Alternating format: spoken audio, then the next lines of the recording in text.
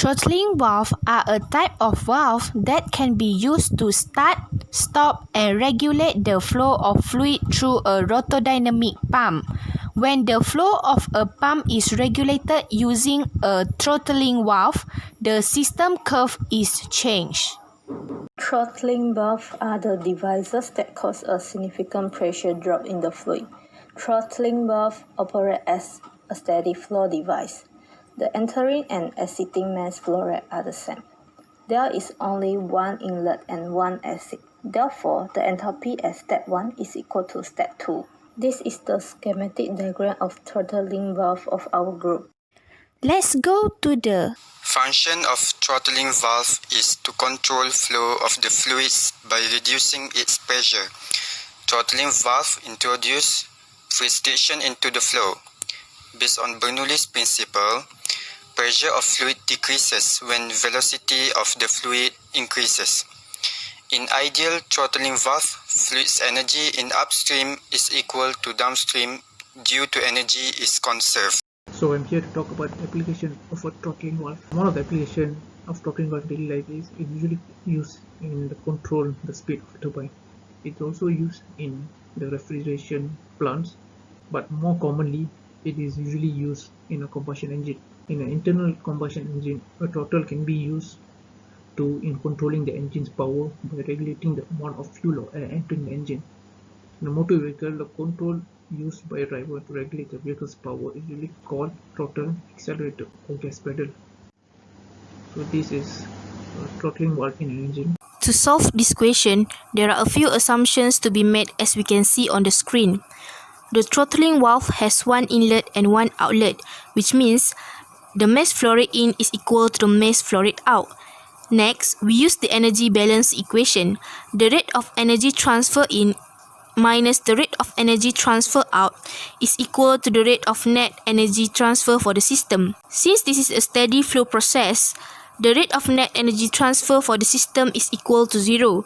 Then, we get that the rate of energy transfer in is equal to the rate of energy transfer out. We can split this rate of energy into the heat, work and mass because the energy can be transferred by those components. From our assumptions, kinetic energy, potential energy, heat transfer and work is equal to 0, so we can cancel out those two. Then, both sides of equation, we left with mass flow rate and enthalpy. However, our mass flow rate in is equal to the mass flow rate out, so we can also cancel those two. Our final equation, we left with enthalpy in equal to the enthalpy out. In the question, the inlet pressure given is 8 megapascal and the temperature is 350 degrees Celsius. For the outlet, only pressure is given which is 2 megapascal. From the previous energy balance equation, we know that the inlet enthalpy is equal to the outlet enthalpy. First, we need to determine the state of steam in the inlet. By referring table A5 in the appendix, we know that the saturated temperature at 8 megapascal is 295.01 degrees Celsius. As we can see, the inlet temperature is higher than saturated temperature. Therefore, the steam is superheated vapor.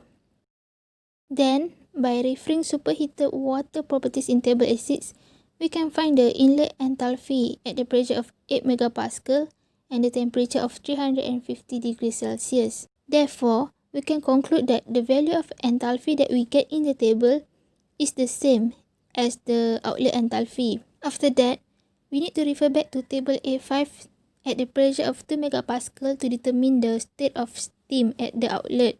We got 2798.3 kilojoule per kilogram for the gas enthalpy. Since the outlet enthalpy is larger than the gas enthalpy at 2 megapascal, the steam is superheated. Lastly, we need to refer to table A6 to determine the outlet temperature. But since we cannot find the exact value of 2988.1 kilojoule per kilogram in the table, we need to interpolate the data that is nearest to the value. After interpolating, we will get 285.07 degrees Celsius as the answer.